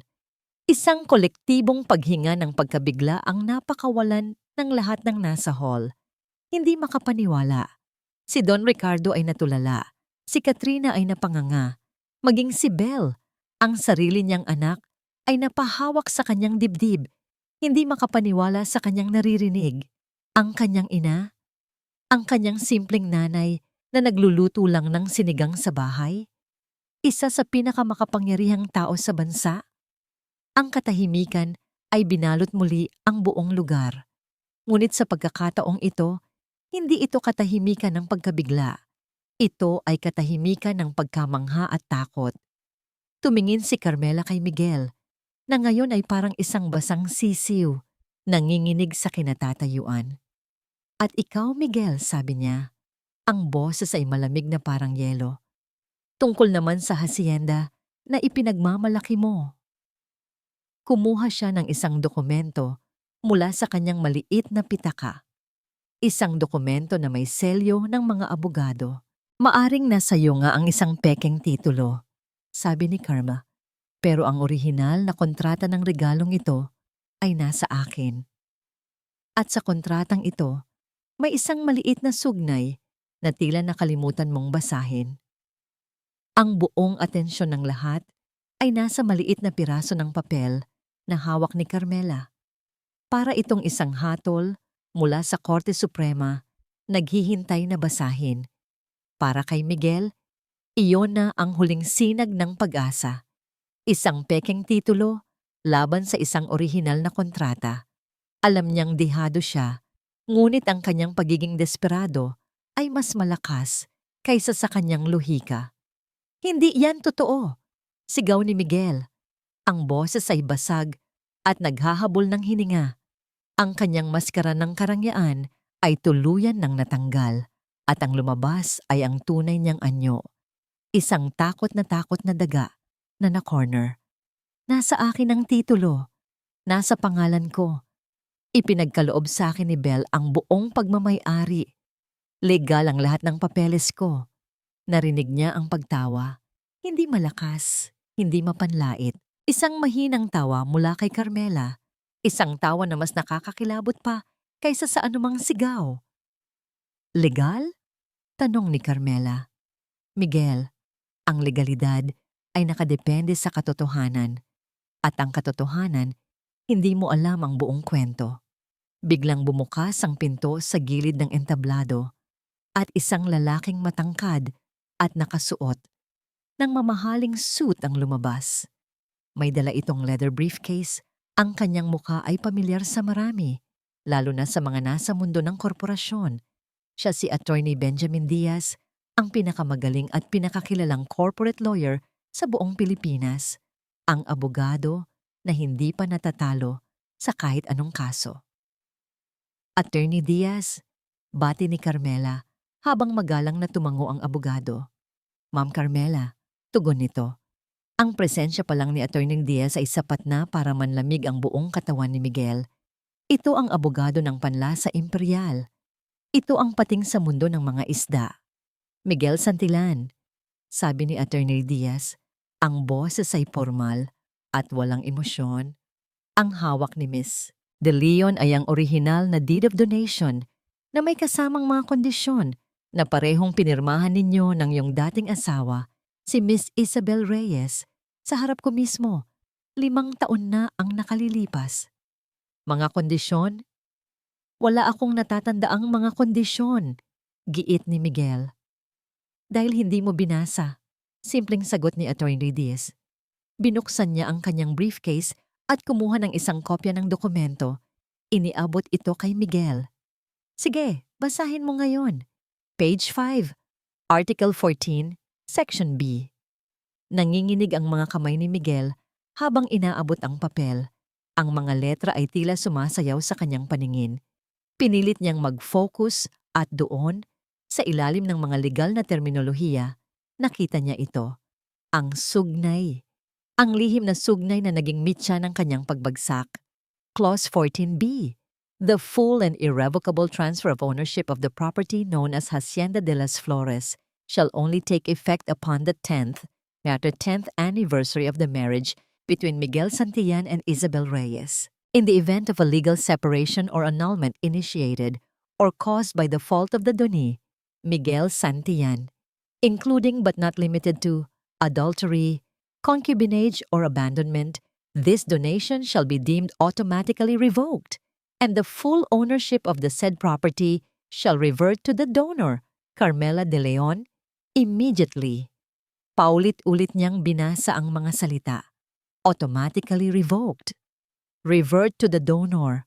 Ang lahat ng kanyang pinaghirapan, ang lahat ng kanyang panloloko, ang lahat ng kanyang pangarap, lahat ay gumuho dahil sa isang talata na hindi niya pinansin. Hindi to pwede. Bulong niya, habang umaatras na parang isang sinasaksak na hayop. Nilinlang niyo ako. Kami pa ang nanlinlang? Tanong ni Carmela. Ang boses ay tumaas sa unang pagkakataon. Puno ng galit ng isang inang nasaktan. Sino ang nagtaksil sa anak ko? Sino ang nakiapid sa ibang babae sa mismong pamamahay na ipinahiram ko sa inyo? Sino ang nagplanong agawin ng isang bagay na hindi naman talaga sayo? Ikaw, Miguel. Ikaw ang nanlinlang at ang bawat panlilinlang ay may katumbas na kabayaran. Napatingin si Miguel sa paligid. Ang mga mukha ng mga bisita ay puno ng pagkamuhi. Ang pamilya niya ay nakayuko sa kahihiyan. Si Katrina ay nakatingin sa kanya na parang isa siyang basura. Ang pag-ibig na ipinapakita nito kanina ay napalitan ng purong pandidiri. Si Don Ricardo ay naglalakad na papalapit sa kanya. Hindi nagalit, kundi malamig at kalkulado. Nawala na ang lahat. All is lost. Para siyang isang sugarol na inilagay ang lahat ng kanyang pera sa isang huling taya at natalo. Ngayon, wala na siyang kahit ano. Masahol pa sa daga. Dahil ang daga, may lungga pang masisiksikan. Siya, wala na. Miguel Santillan, sabi ni Don Ricardo, ang boses ay kasing lamig ng bakal. Hindi lang ang hacienda ang problema mo ngayon. Ang pera ng kumpanya ko ang mas dapat mong pagtuunan ng pansin. Kasabay ng mga salitang yon, 2 unipormadong pulis ang pumasok sa Grand Hall. Ang kanilang presensya ay nagbigay ng huling hudyat. Ito na ang katapusan. Sir, sabi ng isa sa mga pulis habang papalapit kay Miguel, May reklamo po ng qualified theft at estafa laban sa inyo. Kailangan niyo po naming imbitahan sa presinto. Hindi! Bitiwan niyo ako! Pagpupumiglas ni Miguel habang hinahawakan ng mga pulis ang kanyang mga braso. Katrina! Mahal! Tulungan mo ako! Ngunit si Katrina ay tumalikod lang. Huwag na huwag mo nang babanggitin ang pangalan ko. Magnanakaw. Don Ricardo, parang awan niyo na. Pagmamakaawan niya. Ngunit ang Don ay nagkibit-balikat lang. Kausapin mo ang mga abogado ko. Dinala na ng mga pulis si Miguel papalabas. Ang kanyang mamahaling tuksido ay nagusot. Ang kanyang perpektong ayos na buhok ay nagulo. Ang kanyang dignidad ay dinurog at tinapak-tapakan. Habang kinakaladkad siya palabas, ang huling nakita niya ay ang mukha ni Belle. Walang galit, walang saya. Tanging isang bakas ng awa at paglaya. Pagkalabas nila ng hall, isang malakas na tunog ang narinig. Ang tunog ng posas na isinasara sa kanyang mga pulso. Ang tunog ng pagtatapos ng kanyang huwad na kaharian. Ang paghuli kay Miguel ay parang isang bato na inihagis sa isang tahimik na lawa. Ang resulta, isang magulong alon ng gulat, tsismis at pagkaiskandalo na mabilis na kumalat sa buong Grand Hall. Ang perpektong kasal ay opisyal nang naging isang perpektong kalamidad. Ang mga bisita ay nagmamadaling mag-alisan. Ang iba'y nagnanais makalayo sa gulo, habang ang iba naman ay gustong maging unang makapagkalat ng balita. Sa gitna ng lahat ng ito, nakatayo si Isabel Reyes hindi bilang isang biktima, kundi bilang isang tahimik na saksi sa pagbagsak ng isang imperyong itinayo sa kasinungalingan. Pinanood niya ang pagkaladkad kay Miguel palabas at sa isang saglit, sa huling pagkakataon, nagtama ang kanilang mga mata. Sa mga mata ni Miguel, nakita niya ang desperasyon, ang pagsisisi, isang huling tahimik na pagmamakaawa. Ngunit ang puso ni Belle, na minsan ay tumitibok lamang para sa lalaking iyon, ay hindi na natinag. Wala ng awa, wala ng galit, tanging isang malamig na kawalan. This marriage is a sham, a complete and utter disgrace. Ang sigaw ni Katrina ang nagpabalik sa kanya sa kasalukuyan. Naglalakad ito palapit sa pamilya Santillan na ngayon ay nakayukyok sa isang sulok, parang mga basang sisiw na nawalan ng inahin. Si Aling Marites ay humahagulgol, habang si Jessica at ang kanilang ama ay hindi makatingin kaninuman. I want an annulment. No, better yet, I will declare this marriage fraudulent. It never happened, sabi ni Katrina, habang hinuhubad ang dambuhalang singsing na diamante sa kanyang daliri. Ibinato niya ito sa sahig, at ang tunog ng pagtama nito sa marmol ay kasing talim ng kanyang mga salita. You are all liars and thieves. Get out of my sight. Get out of this house. Walang sino man sa mga Santillan ang nakasagot. Anong sasabihin nila? Ang lahat ng ebidensya ay nailatag na. Ang lahat ng kanilang mga pangarap na umangat sa lipunan ay naging abo. Sa puntong yon, lumapit si Attorney Diaz kasama ang ilang unipormadong security personnel ng hacienda, mga tauhan na dating sumusunod sa utos ni Miguel. Mr. and Mrs. Santillan, Miss Jessica Santillan, formal na sabi ng abogado. On behalf of the rightful owner of this property, Miss Carmela de Leon, you are hereby requested to vacate the premises immediately. Pero saan kami pupunta? Umiiyak na tanong ni Aling Marites. Ang mga gamit namin, nasa taas. Do not worry, malamig na tugon ni Attorney Diaz. My staff will pack all your personal belongings. We will have them delivered to your old address in Tondo tomorrow morning. 4 tonight. Huminto siya at tumingin sa mga gwardiya. Please escort them to the gate. Walang pag-aalinlangan, walang awa. Ang utos ay malinaw. Sinimulang samahan ng mga gwardiya ang pamilya palabas.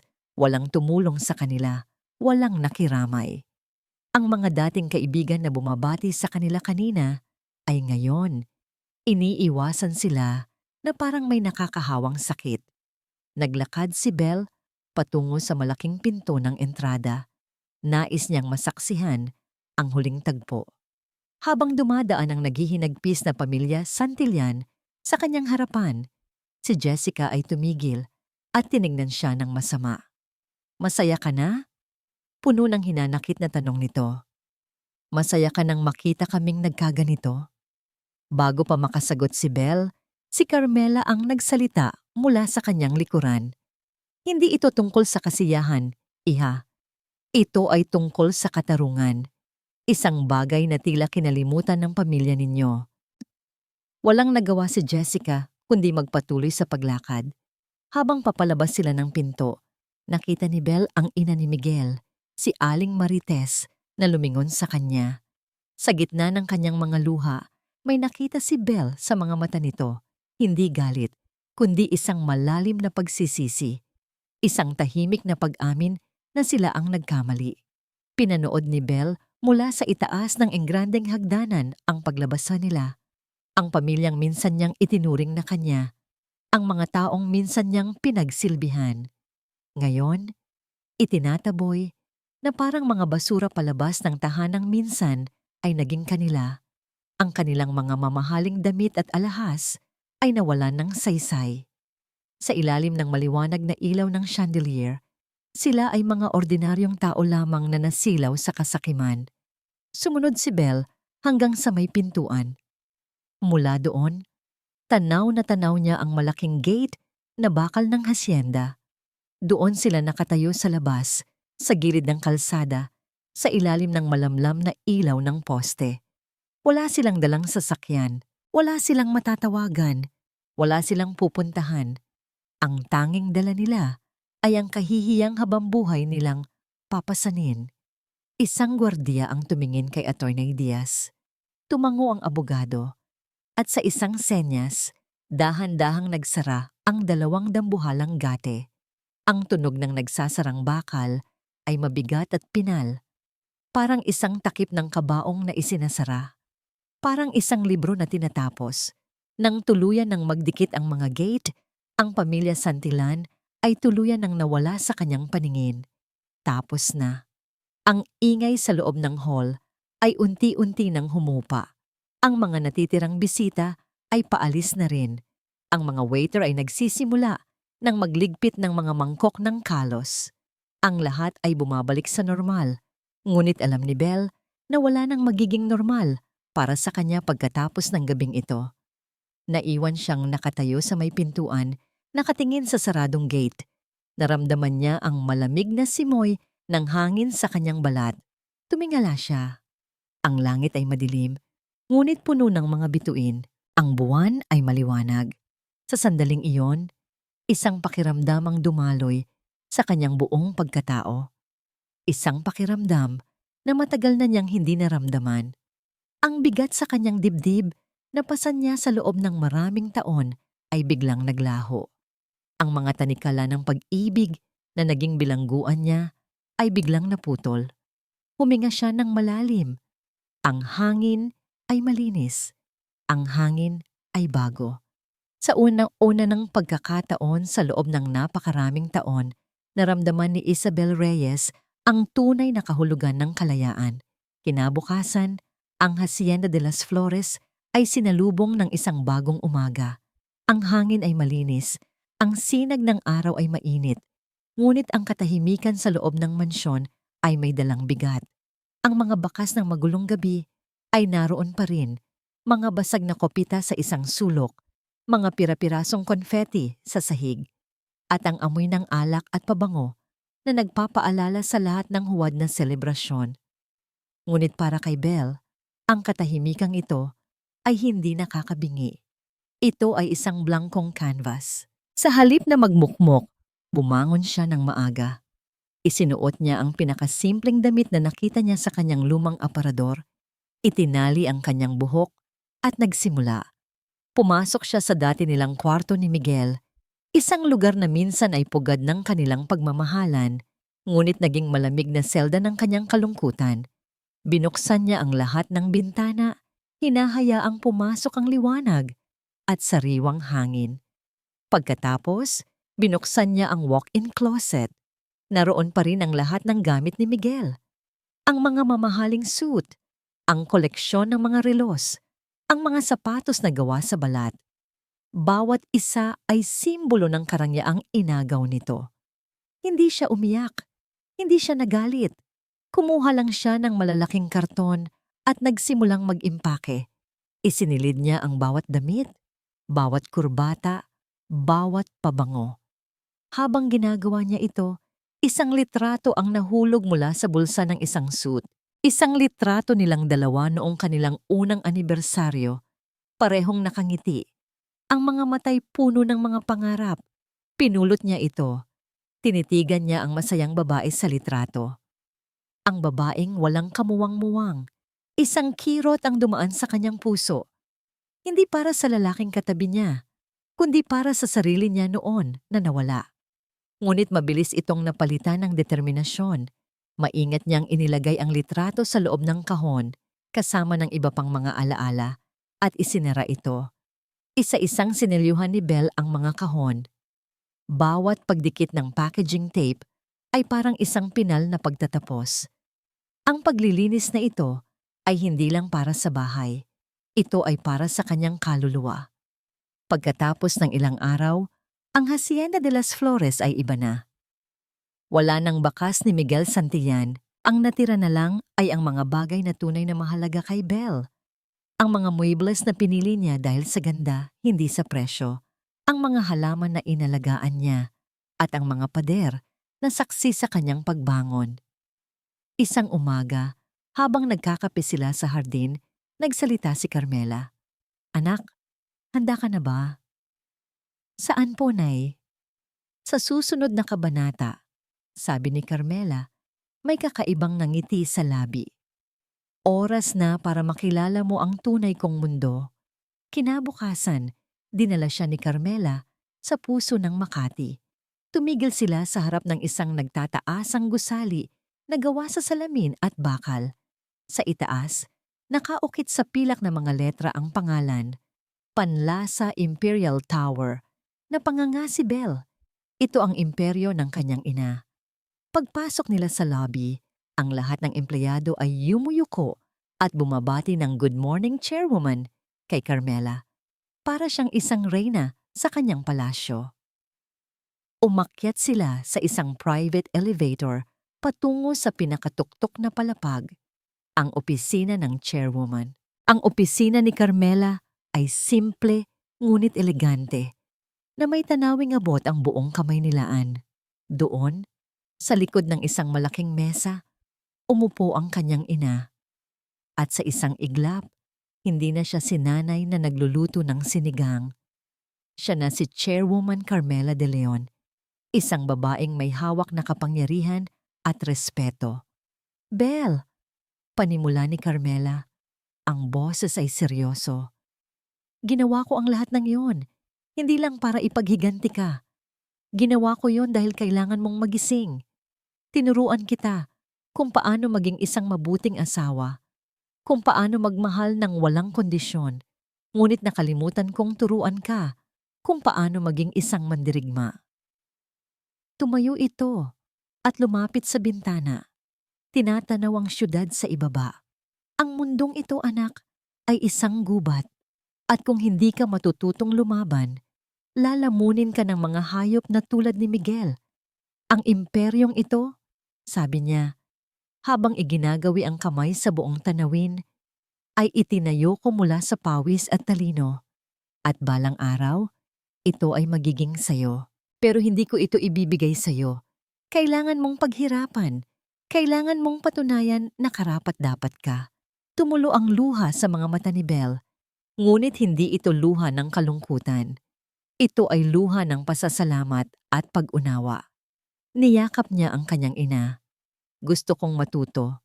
"Nay," sabi niya, "hindi para sa inyo o para sa pamana, kundi para sa sarili ko. Gusto kong mahanap ang sarili kong lakas."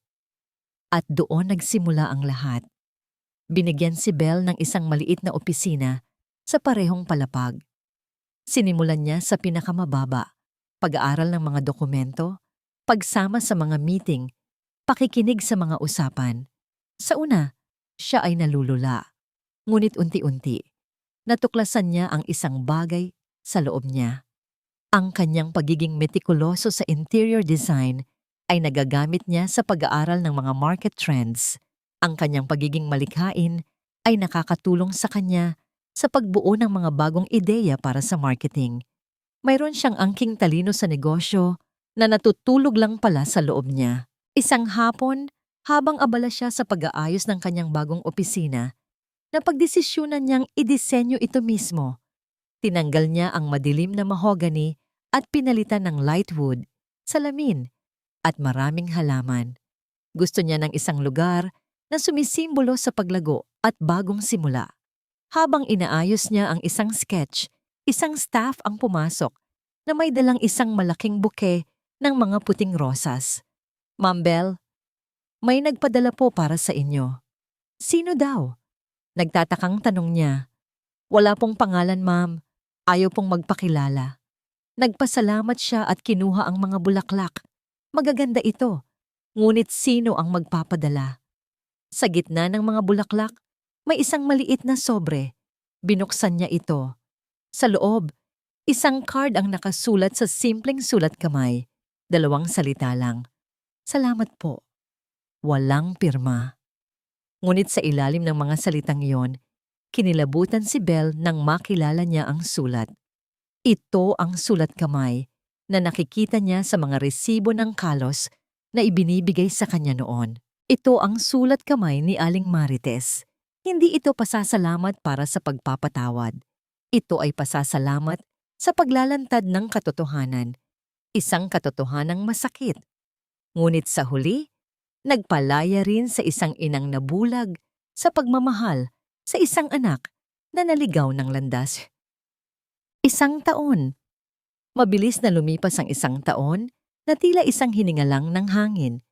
Ngunit sa loob ng 1 taong iyon, isang buong mundo ang nagbago. Ang balita tungkol sa kasal ng siglo na naging iskandalo ng siglo ay matagal nang humupa, ngunit ang mga epekto nito ay nananatili. Si Miguel Santillan ay napatunayang nagkasala sa korte.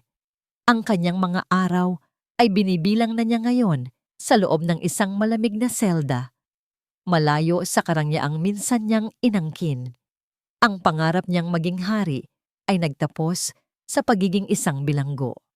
Si Katrina Velasco at ang kanyang pamilya ay hindi rin nakaligtas dahil sa pagkakautang sa panlasa imperyal at sa pagkawala ng tiwala ng mga investor. Ang kanilang kumpanya ay bumagsak.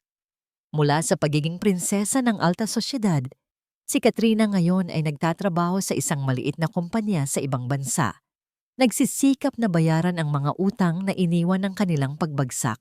Ang ginto at kinang na minsan ay bumalot sa kanya ay napalitan ng simpleng buhay na dati kanyang kinasusuklaman. At si Isabel Reyes, ang babaeng minsan ay itinapon na parang basura, siya ngayon ay namumukadkad. Sa loob lamang ng 1 taon, hindi lang siya natuto. Siya ay nagtagumpay. Mula sa pagiging anino ng kanyang ina, nahanap niya ang sarili niyang boses sa loob ng panlasa imperyal. Ang kanyang natural na talento sa disenyo ay ginamit niya upang baguhin ang buong imahe ng kumpanya, mula sa packaging ng mga produkto hanggang sa disenyo ng mga bagong opisina. Siya na ngayon ang kinikilalang head ng Design and Marketing Department, isang posisyong hindi ibinigay, kundi kanyang pinaghirapan. Isang araw, binisita niya ang isang maliit ngunit malinis na karinderya sa isang tahimik na kalye sa Maynila. Ang pangalan sa itaas, Marites Kitchen. Sa loob, abala sa pagluluto ang isang pamilyar na babae. Si Aling Marites. "Magandang hapon po," bati ni Belle. Napalingon si Aling Marites. Sa una, may bakas ng hiya sa kanyang mga mata, ngunit napalitan ito ng isang munting ngiti. "Belle, iha, napadalaw ka." "Naamoy ko po kasi ang niluluto ninyo," nakangiting sagot ni Belle. habang umuupo sa isang bakanteng mesa. Nalaman ni Belle na pagkatapos ng lahat, bumalik si Aling Marites sa nag-iisa niyang alam gawin. Sa tulong ng perang naipon, nagtayo siya ng sarili niyang kainan. Hindi ito malaki, hindi ito magarbo, ngunit ito ay tapat at malinis. At ang kanyang kalos, ito pa rin ang pinakamasarap sa buong lungsod. Salamat sa iyo, Belle, sabi ni Aling Marites habang inihahain ang isang mangkok sa harap niya. Kung hindi dahil sa nangyari, marahil ay isa pa rin akong bulag na ina na nagpapalakad sa isang sinungaling na anak. Dinadalaw ko siya sa kulungan. Nagsisisi na siya at sana, balang araw, mapatawad din niya ang sarili niya. Hindi sumagot si Belle. Tinikman niya ang kalos. Ang lasa nito, na minsan ay simbolo ng panloloko, ngayon ay may lasa na ng pagtanggap at bagong simula. Bago umalis, iniwan ni Belle ang isang sobre sa mesa. Hindi pera, kundi isang kontrata. Isang kontrata mula sa Panlasa Imperial na ginagawang opisyal na supplier ng lahat ng kanilang mga kantin, ang Marites Kitchen. Isang tulong na hindi limos, kundi isang pagkakataon. Sa pagbabalik niya sa Hacienda de las Flores, ang dating tahimik na mansyon ay ngayon, puno ng buhay at tawanan. Ngayong gabi, ang hacienda ay hindi lugar ng isang kasal, kundi lugar ng isang pagdiriwang, isang charity ball na inorganisa ni Belle para sa Ang Bagong Pag-asa Foundation, isang organisasyong tumutulong sa mga babaeng biktima ng panloloko at domestic abuse. Habang naglalakad siya sa gitna ng kanyang mga bisita, suot ang isang eleganteng silver na gown. Ang bawat isa ay bumabati sa kanya. Ngunit ang pagbati ngayon ay iba na. Hindi na ito dahil asawa siya ni Miguel Santillan. Ito ay dahil sa kung sino siya. Si Isabel Reyes, isang matagumpay na negosyante at isang pilantropo. Tumingin siya sa kanyang refleksyon sa isang malaking salamin. Ang babaeng nakatingin pabalik ay hindi na ang babaeng wasak at natatakot. Ang mga mata nito ay may kislap, isang kislap ng karunungan na natutunan sa sakit at isang lakas na nahanap sa pagbangon. Siya ay buo, siya ay masaya at ang kaligayahang ito ay hindi nakadepende sa sino mang lalaki. You've done an amazing job, Miss Reyes. Isang boses ang pumukaw sa kanya. Lumingon si Belle at nakita ang isang lalaking matangkad na nakangiti sa kanya. Siya si Mr. David Ilustre, ang CEO ng isang kilalang tech company at isa sa mga pangunahing sponsor ng foundation.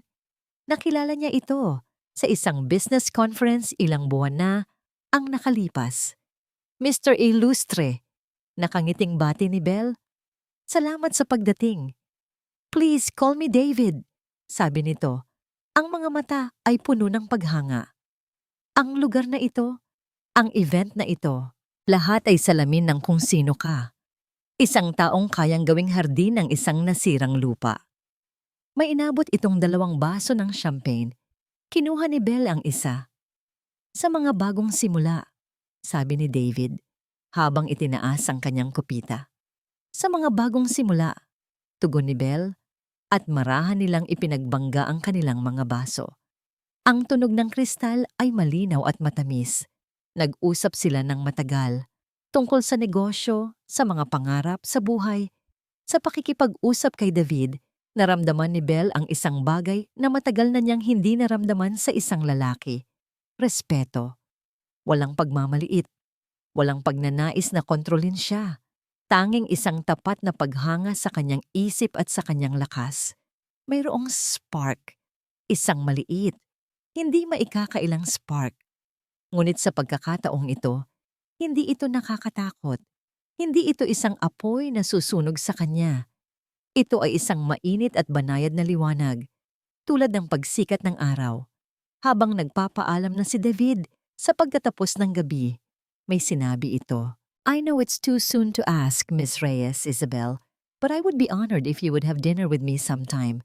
Walang business, just 2 people getting to know each other. Napangiti si Belle, isang tunay, walang halong pag-aalalang ngiti.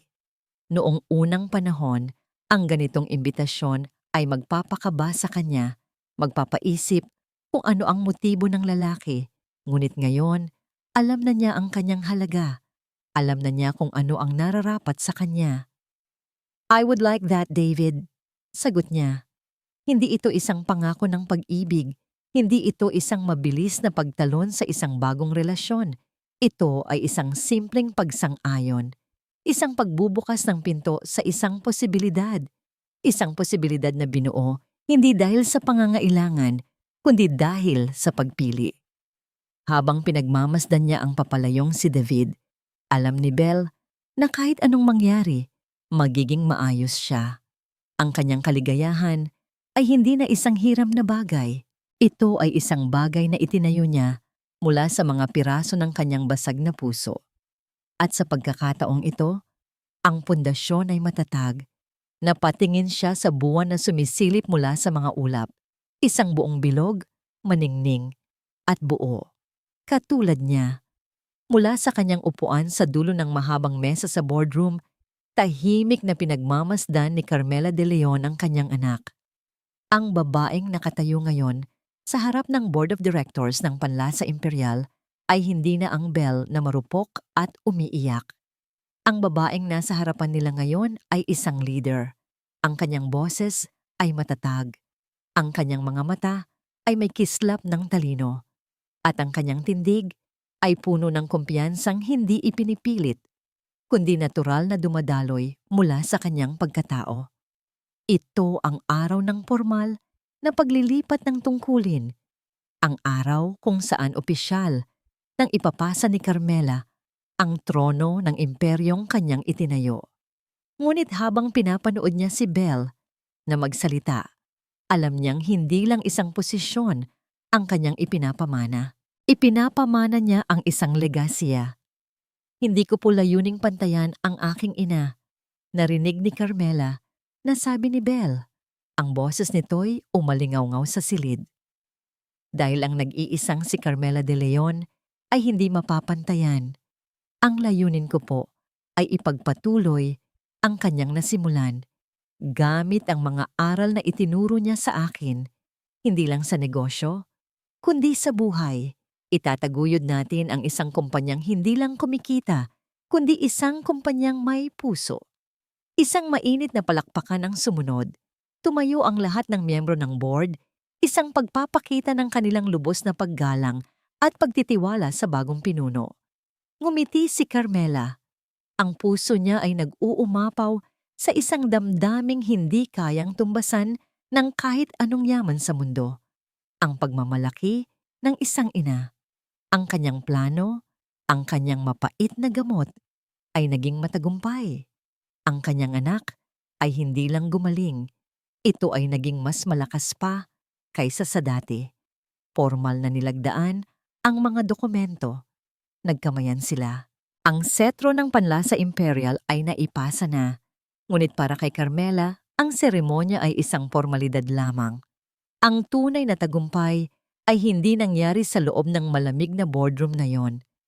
Makalipas ang ilang oras, ang dalawang reyna ay umuwi na sa kanilang palasyo. Ngunit hindi sa Panlasa Imperial Tower. Umuwi sila sa Hacienda de las Flores. Ang araw ay papalubog na, nilalatagan ng kalangitan ng kulay ginto at kahel. Ang hangin ay malamig at ang hardin ay tahimik. Nakaupo silang dalawa sa beranda sa paboritong silyang yantok ni Carmela habang tanawang malawak na damuhan. Walang ingay ng syudad, tanging ang hunilang ng mga kuliglig. Sa kanilang pagitan, sa isang maliit na mesa ay may dalawang mangkok. Sa loob nito ay ang umuusok pang kalos madrileño na niluto mismo ni Carmela kaninang umaga. "Alam mo anak," basag ni Carmela sa katahimikan, "ang ulam na to, minsan ni ito ang sandata natin sa isang digmaan." Napangiti si Belle habang sumusubo ng mainit na sabaw. "Ngayon po, Nay, ito na ang pagkain ng kapayapaan." Tumango si Carmela. Tinitigan niya ang kanyang anak, ang kanyang magandang si Belle. Sa wakas, nakikita na niya ulit ang kislap sa mga mata nito. Isang kislap na mas maningning pa kaysa dati. "Ang lahat ng ginawa ko, Belle. Sana naiintindihan mo. Mahinang sabi ni Carmela. Hindi ko nais na saktan ka. Ngunit kung minsan, ang isang buto ay kailangang mabali para mas tumibay kapag ito'y naghilom. Naiintindihan ko po. Nay, sagot ni Belle at inabot ang kamay ng ina. Noon, akala ko ang pag-ibig ay ang ibigay ang lahat. Itinuro niyo po sa akin na ang tunay na pag-ibig, lalo na ang pag-ibig sa sarili, ay ang malaman kung kailan dapat lumaban para sa iyong halaga. Salamat po. Dahil sa inyo, buo na po ulit ako. Niyakap ni Carmela ang kanyang anak. Isang mahigpit na yakap. Ang lahat ng sakit, lahat ng sakripisyo, lahat ng plano, lahat ay sulit.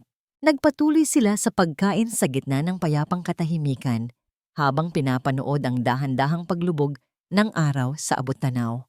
Ang Hacienda de las Flores na minsan ay naging simbolo ng kataksilan at kasinungalingan ay ngayon isang tahanan. Isang tahanan na binubuo hindi ng mamahaling gamit, kundi ng pagmamahal na sinubok ng panahon at pinatibay ng katapangan. Habang ang huling sinag ng araw ay naglalaho, naiwan ang isang payapang dilim na niyayakap ng libu-libong bituin.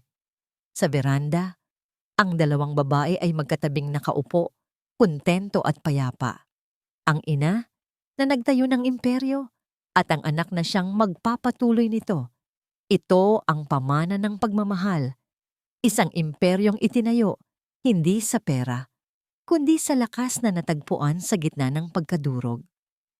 Sa pagtatapos ng kwentong ito, hindi lamang si Isabel ang nagtagumpay sa laban-laban sa nagtaksi sa kanya, kundi siya rin ay naging isang malakas, matatag, at makapangyarihang babae.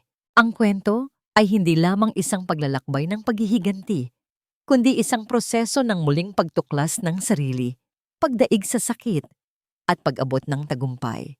Tunay nga, ang mabuti ay laging makakakita ng liwanag pagkatapos ng dilim, at ang masasama ay darating ang kanilang kaparusahan sa kanilang mga kasalanan.